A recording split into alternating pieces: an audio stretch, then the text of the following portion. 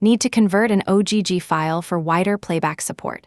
This workflow is useful when older software or a delivery platform accepts MP3 but not OGG.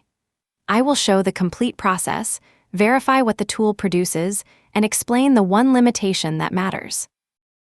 Open OGG to MP3 Converter on AudioFetcher. The media processing workflow runs locally in your browser, so the selected file is not uploaded to an AudioFetcher media server. Keep the tab open until the result is ready. Choose an OGG. The page confirms the selected item before processing. For tools that accept several inputs, the order shown here is the order used in the result. Choose a sensible MP3 bitrate based on the source quality.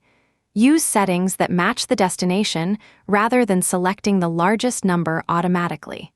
Then start the tool and wait for the local engine to finish.